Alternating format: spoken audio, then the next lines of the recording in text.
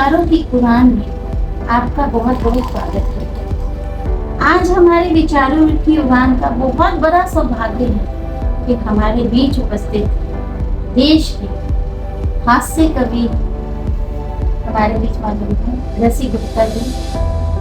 और इनके गुण के बारे में हम क्या बताएं, अगर कोई भी व्यक्ति इनको जानता है तो इनके गुणों से और इनकी कविताओं से जानता है। सर, आपका बहुत बहुत स्वागत है। और हमारे बीच में जितेंद्र गुप्ता जी और उर्मी गुप्ता जी में मौजूद हैं। आज हम रसी गुप्ता जी से एक अनुरोध करेंगे कि वे अपनी कविताओं के जरिए, अपनी कुछ पंक्तियों के जरिए समाज को एक ऐसा संदेश दें जिससे जो हमारे विचार, जो हमारे संस्कार और संस्कृति लुप्त होते जा रही है, उसमें आप अपनी कविताओं के जरिए क्या संदेश? समाज जो है एक दर्पण दिखाना है तो कविताओं के जरिए दिखाई जा सकता है। कविताएं जो है वो बड़ा प्रभाव डालती है हमारे पर। तो ऐसे भी कई उदाहरण मिले हैं कि कोई व्यक्ति आत्महत्या करने जा रहा था तो अचानक कोई एक पंक्ति उसके दिमाग में सुनी, ऐसा जोश बढ़ता था क्रांतिकारियों के ऊपर, जो एक क्रांति का रूप उसने लिया मानव का और भारत इंद्र बना। तो बड़ी शक्ति है। तो मैं तो यही कहता हूँ कि सफलता है बड़ी जिद्दी न जल्दी हाथ आएगी। सफलता है बड़ी जिद्दी न जल्दी हाथ आएगी, नहीं रास्ता तुम्हें देगी, ये पल पल आजमाएगी। नहीं डरना तुम्हें बढ़ना है आगे, और बस आगे रखो जारी सदा कोशिश, सफलता सर झुकाएगी। और मैं कहता हूँ कि गिर पड़ो यदि तुम उठो, ये वक्त सब सिखलाएगा। गिर पड़ो यदि तुम उठो, ये वक्त सब सिखलाएगा। कोई पर्वत राह की बाधा नहीं बन पाएगा, और हौसला चट्टान का लेकर के तुम आगे बढ़ो। जब ढलेगी रात तो फिर से उजेड़ आएगा, जब ढलेगी रात फिर से उजेड़ आएगा। और कविता बारे में कहता हूँ कि एक बार निराश हो जाता है, तो मैं कहता हूँ कि निराशा आएगी आशा को लेकिन ब्रेक मत देना। निराशा आएगी आशा को लेकिन ब्रेक मत देना। कभी शब्दों में कटुता का कोई अतिरेक मत देना। कभी कलियां कभी कांटे नियति करती सदा ही तय। कभी घबरा की कठिनाई में घुटने टेक मत देना। कभी घबरा की कठिनाई में घुटने टेक मत देना। और कविता तो वैसे भी हम कहते हैं कि कविता एक आयुर्वेदिक औषधि है।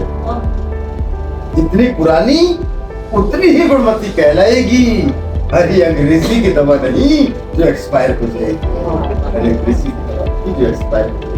कवि के रूप में मैं अंत में यही कहूंगा कि पथ प्रदर्शक बनी युगों से है कलम की धार। पथ प्रदर्शक बनी युगों से है कलम की धार ही। सार्थक हो जिंदगी बेशक जिए दिन चार ही, और मोक्ष हम पाए न पाए चाहते केवल यही। जन्म भारत में मिले हम कवि बने हर बार। जन्म भारत में मिले हम कवि बने हर बार।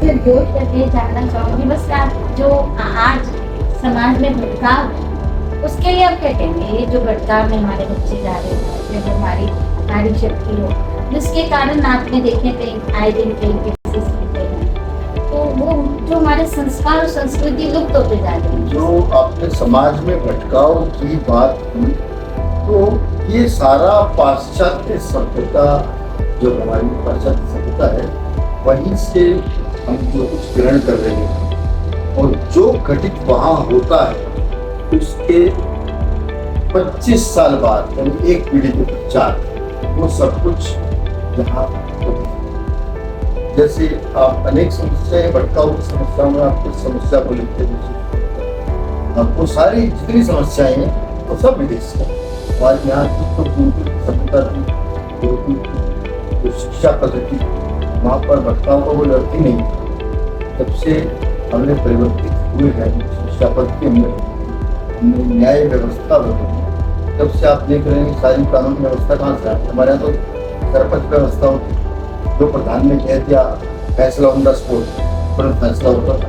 हमने 20-30 साल बहुत कानूनों की लड़ाई में लड़ रहे हैं, चाहे वो इलीगेंट की समस्या हो, तो सारी समस्याएं सब देश से, यहाँ की कोई समस्या थी, बस हमने पाश्चात्य सभ्यता को ग्रहण करना जब से शुरू किया तो हमारे पकड़ता कारण होता है। हम अपने वेदों से, पुराणों से, अपने मूल से हटते जा रहे हैं। रामायण से बच्चों को रामायण का पाठ नहीं सुनाते हैं,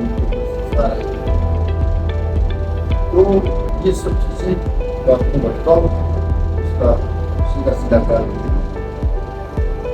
तो आपने देखा किस तरह से एक छोटे सा इन्होंने उदाहरण देखा, हमारे संस्कार, हमारी संस्कृति लुप्त होते जा रही है, उसका कारण बता दिया।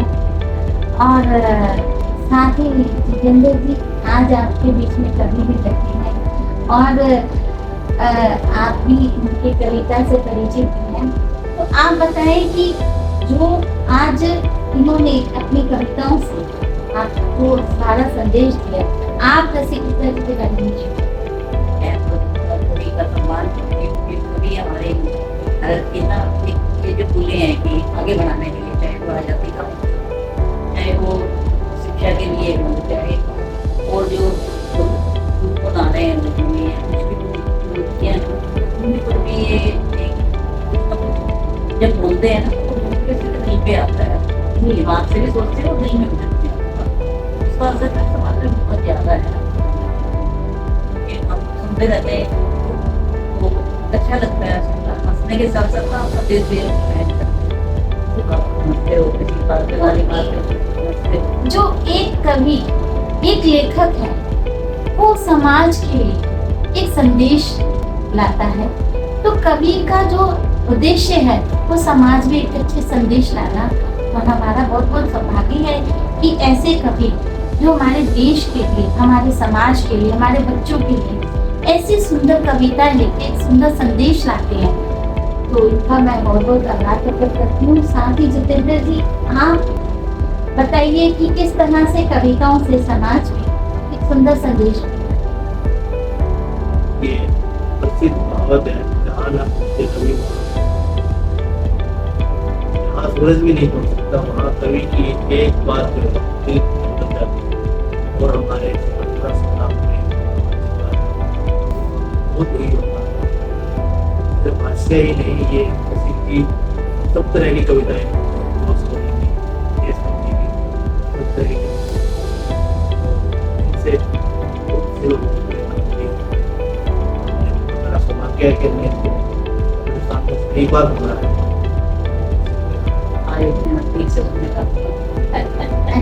जाते जाते रसिक जी, मैं आपसे इतना ही जानना चाहूंगी, जो समाज में ऐसे प्रतिष्ठित लोग हैं तो समाज के लिए नेक काम कर रहे हैं और आज भी अपने बच्चों को भी संस्कार दे रहे हैं, तो दो शब्द आप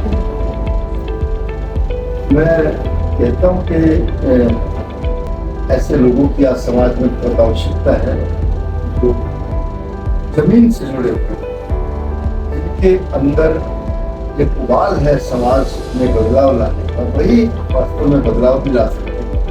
और जो छोटा छोटा प्रयास होता है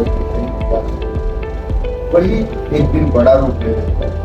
एक दिन में कुछ नहीं हो सकता, एक व्यक्ति भी कुछ नहीं कर सकता, लेकिन जब एक व्यक्ति दूसरे व्यक्ति को देखता है तो उसके अंदर भी एक परिवर्तन की लहर आती है, एक समाज के लिए कुछ करने का बल मिलता है, हौसला बढ़ता है एक दूसरे को देख करके। तो उसमें समय लगेगा परिवर्तन में, लेकिन भारत अगर विश्व गुरु बनेगा तो मैं कह सकता हूँ कि इसके अंदर जो समाज के स्तंभ है उनका इसमें बड़ा योगदान होगा। और अंत में ये कहता हूँ कि कहीं पर्वत बड़े ऊंचे, कहीं सागर की, कहीं पर्वत बड़े ऊंचे, कहीं सागर की गहराई, कहीं भूकंप के झटके बनाते हैं बड़ी खाई, और जमाने के जमाने बीत जाते हैं बदलने में, किसी ने एक दिन आज तक मंजिल नहीं पाई, किसी ने एक दिन आज तक हमारी मंजिल निकट है। ऐसे ही आप सबका बहुत बहुत आभार। विचारों की उड़ान में आपने आप सबने अपना सहयोग दिया और मैं चाहूंगी कि आपके शब्द समाज तक जाए ताकि समाज जागरूक हो और आपके शब्दों को और आपके समाज अच्छी राह पर चले। हम आपका धन्यवाद करेंगे। आपने जाते मौका जाते- दिया हमें इतना अच्छा। और जाते ये- जाते आप सब लोगों के लिए यही कहूंगी, सुनिएगा कि जब जब मैं गिरा तेरा एक इशारा था, जब जब मैं गिरा तेरा एक इशारा था, पर पाप लोभ मोह ही मुझे क्यों प्यारा था। और जब जब मैं गिरा ठोकरों में जमाने की, संभाला तूने बस तेरा ही वाह। संभाला तूने बस तेरा ही बहुत सुंदर। बहुत बहुत बहुत